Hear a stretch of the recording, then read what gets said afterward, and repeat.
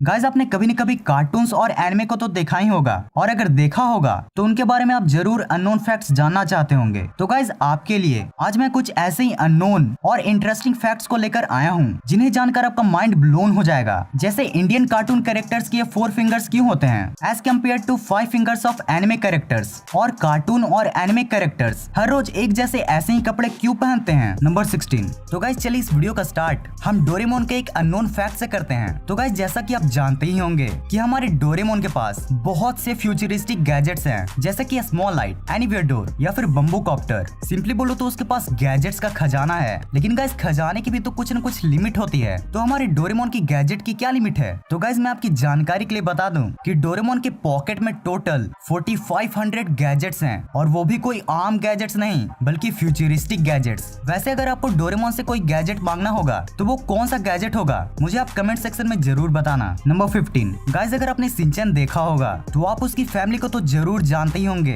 अच्छा अगर जानते हो तो बताओ ये शिनचैन के कौन लगते हैं? नहीं पहचान पाए ना? मैंने भी जब इनको पहली बार देखा था तो भाई बिल्कुल नहीं पहचान पाया था, पर जब मुझे पता चला कि ये शिनचैन के अपने अंकल हैं तो भाई मैं तो बस शॉक्ड रह गया। यस गाइस ये आदमी कोई और नहीं बल्कि शिनचैन के डैड के बड़े भाई शिमाशी नोहारा हैं, और आप इन्हें इसलिए नहीं पहचान पाए होंगे क्योंकि ये कभी एनिमे में आए ही नहीं है। इनको सिर्फ शिनचैन के मांगा के वॉल्यूम 24 में ही देखा जा सकता है। नंबर 14। एक एनिमे सीरीज है जिसका नाम है स्पेस ब्रदर्स, और जैसा नाम है ठीक वैसा ही ये सीरीज है, यानी कि इसमें आपको स्पेस से रिलेटेड बहुत से एडवेंचर्स और स्पेस सैटेलाइट्स देखने को मिलेंगी। पर गाइस इस सीरीज की सबसे मजेदार एपिसोड है एपिसोड 31, क्योंकि इसी में एक एस्ट्रोनॉट गेस्ट कैरेक्टर आते हैं जिनका नाम होता है अकीहिदो होशिदा, और जिन्होंने वो गेस्ट क्लिप अर्थ पर नहीं सीधा स्पेस से रिकॉर्ड करके भेजा था। मतलब भाई डेडिकेशन देख रहे हो एनिमे सीरीज में आने की। नंबर 13। आप स्टैनली को तो जानते ही होंगे, हाँ भाई वही जिन्होंने iron man, black panther, Spiderman और हल्क जैसे फेवरेट कैरेक्टर्स को बनाया है। और आपको शायद मालूम हो या ना हो बट उनके भी रिलेटेड बहुत सारे फैक्ट्स हैं। जैसे पहली बार में उन्होंने हल्क को ग्रीन की जगह ग्रे कलर दिया था, बट उस समय के प्रिंटर इतने कैपेबल नहीं थे कि वो ग्रे कलर को हल्क के बॉडी पर अच्छे से प्रिंट कर पाते, इसलिए एट लास्टली उनको हल्क का कलर चेंज करके ग्रे से ग्रीन करना पड़ा। तो हाँ गाइज आप लोग कह सकते हो कि अगर स्टैनली ने अभी हल्क को बनाया होता तो हल्क का कलर ग्रीन नहीं बल्कि प्योर ग्रे होता। नंबर 12। आप लोग का रिलेशन एनिमेशन से तो जरूर होगा, और अगर रिलेशन होगा तो आपको ये भी पता होगा कि अब तक की सबसे ज्यादा कमाई करने वाली एनिमेशन मूवी कौन सी थी। जी हाँ गाइज आपने सही गेस किया, वो मूवी थी द लायन किंग। बट भाई लोग क्या आप ये जानते हो कि द लायन किंग का नाम द लायन किंग पढ़ने ही नहीं वाला था। फिल्म मेकर्स ने उसके मूवी का नाम सबसे पहले सोचा था किंग ऑफ द जंगल, लेकिन ये तभी तक था जब तक उन्होंने ये रियलाइज नहीं किया कि लायन तो जंगल में रहता ही नहीं है। अब आप लोग में से भी बहुत से कंफ्यूज हो गए होंगे कि भाई ये तो क्या बोल रहा है, बचपन से ही हमने तो पढ़ा है कि लायन तो जंगल में रहता है इसीलिए तो उसे किंग ऑफ जंगल कहते हैं। बट भाई लोग यही तो आयरनी है, किंग ऑफ द जंगल कहलाने के बावजूद भी लायन कभी जंगल में नहीं बल्कि स्क्रैबलैंड, ग्रासलैंड या फिर सवानास जैसे रीजन में रहता है। और ठीक इसी मिस्टेक का रियलाइज करते हुए फिल्म मेकर्स ने भी इस मूवी का नाम चेंज कर दिया। नंबर 11। अगर मैं एस बोलूं तो आपके मन में सबसे पहला इमेज किसका आएगा, इस गधे का या फिर इस गधे का? अगर ये एस आपके दिमाग में आता है तो गाइज ये फैक्ट लिटरली आपके लिए है। क्या आपको ये पता है कि अब तक टोटल कितने पोकेमोन शो में दिखाई दे चुके हैं? नहीं पता है ना, कोई नहीं, बट अब आप जान लो कि पोकेमोन शो में अब तक टोटल 893 पोकेमोन्स को दिखाया जा चुका है। और भाई लोग बुरा मत मानना, एस मेरा भी फेवरेट है, वो बस फ्लो को बैठाने के लिए थोड़ा इधर उधर। अबे साले तभी मेरा माफ करना, गुस्से में इधर उधर निकल जाता हूँ। नंबर 10। आपने इन बनाना बॉयज को तो कहीं न कहीं देखा ही होगा जिन्हें मिनियंस कहा जाता है, और जो इस अजीब भाषा से वार्तालाप करते हैं।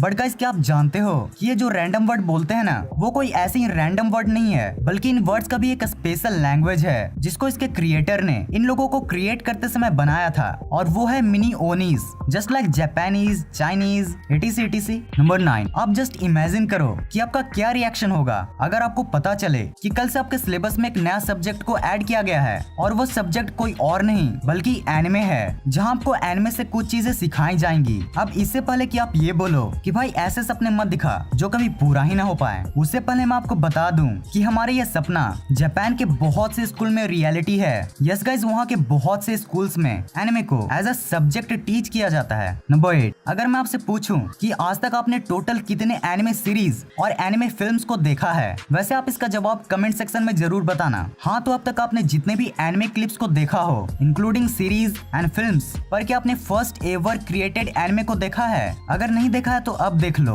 ये फर्स्ट एनिमे क्लिप है जिसे अराउंड 19th सेंचुरी में बनाया गया था और जिसमें एक समुराई अपने तलवार को टेस्ट कर रहा है। नंबर 7, गाइस अगर आप शिनचैन के भी मेरी ही तरह ट्रू फैन हो तो जरा बताओ ये कौन सा कैरेक्टर है? हाँ, तो आप कितने भी बड़े फैन हो आप शायद ही इन्हें पहचान पाए होंगे, और वो इसलिए है क्योंकि ये बहुत से कम एपिसोड्स में दिखाई दिए हैं और ये कोई और नहीं बल्कि कजामा के डैड मिनिको कजामा हैं, जो सबसे पहले शिनचैन के एपिसोड 6 to 9A में दिखाई दिए थे और ये एपिसोड का हिंदी डब हमारे प्यारे YouTube पर भी मौजूद है, तो आप चाहो तो सर्च करके देख सकते हो। नंबर 6, चलो अब जब डैड का फेस रिवील हो ही रहा है तो क्यों ना मसाओ के डैड का भी फेस रिवील किया जाए। वैसे मसाओ के डैड का तो प्रॉपर फेस रिवील क्रिएटर ने कभी किया ही नहीं है, बट उनका एक छोटा सा रेफरेंस हमें शिनचैन के मांगा के वॉल्यूम 50 में देखने को मिलता है, जिसमें हमें बताया जाता है कि मसाओ के डैड बहुत ही बोरिंग, टिपिकल वर्किंग और विदाउट हॉबी के पर्सन हैं। सिंपली बोलूं तो भाई उनसे अच्छा तो हमारा मसाओ है जो कहीं ना कहीं हमें इंटरटेन जरूर करता है। नंबर 5, जब वॉल्ट डिज्नी मिकी माउस को बना रहे थे तो उन्होंने मिकी माउस का नाम सबसे पहले मिकी माउस नहीं रखा था,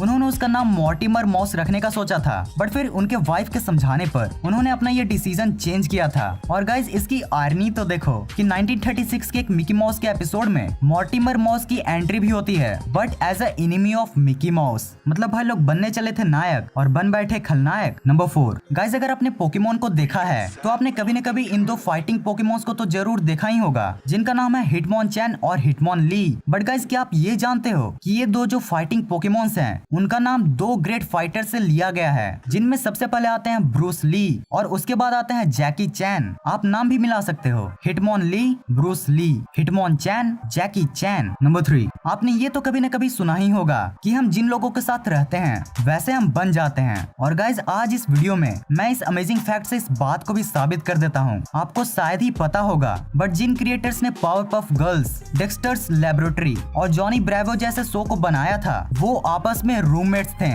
भाई पता नहीं कौन सा रूम था जिसने इन बड़े बड़े क्रिएटर्स को इंस्पायर किया था, मैं भी उस रूम में जरूर जाना चाहूंगा। नंबर 2, देखो गाइस ये तो साफ है कि अगर आपने इस वीडियो को क्लिक किया है तो आप जरूर जापानीज एनिमे और इंडियन कार्टून्स को भी जानते होगे और साथ ही साथ उनके बीच के डिफरेंस को भी जानते होगे। लेकिन क्या आप ये जानते हो कि इंडियन कार्टून कैरेक्टर्स के 4 और जापानीज एनिमी वर्ल्ड के कैरेक्टर्स के 5 उंगलियां क्यों होती हैं? तो गाइस ये इसलिए है क्योंकि जापान में 4 उंगलियों वालों को एज ए गुंडा के रूप में ट्रीट किया जाता है और वहाँ पर अधिकतर 4 उंगलियों वालों को एज ए बैड पर्सन ही माना जाता है, और इसीलिए जापानीज गवर्नमेंट ये मानती है कि 4 उंगलियों वाले एनिमी कैरेक्टर्स उन बैड गैंग्स को प्रमोट कर सकते हैं, और इसी वजह से हर एनिमी कैरेक्टर्स की 4 की जगह 5 उंगलियां होती हैं। नंबर 1, अब मैं जिस क्वेश्चन का आंसर आपको बताने वाला हूँ मुझे गारंटी पता है कि कभी न कभी आपके भी मन में ये सवाल तो जरूर आया ही होगा कि भाई ये कार्टून कैरेक्टर्स हर दिन एक ही कपड़े कैसे पहनते हैं? भाई लॉजिक से देखा जाए तो इनको भी तो कपड़े चेंज करने चाहिए, because as we know bathing is very important for us, और अगर बात करेंगे मतलब कपड़े चेंज करेंगे तो फिर ये कार्टून कैरेक्टर्स बात करने के बाद भी एक ही जैसे कपड़े क्यों पहनते हैं? तो गाइज इसका आंसर है कि पहले के समय में किसी कैरेक्टर का कपड़ा चेंज करना इज इक्वल टू क्रिएटर्स के लिए बहुत सारा काम, और इसी काम से बचने के लिए पहले के जमाने में क्रिएटर्स कभी कार्टून कैरेक्टर के कपड़े बदलते ही नहीं थे, बस कॉपी पेस्ट, और फिर धीरे धीरे यही सिलसिला चलता रहा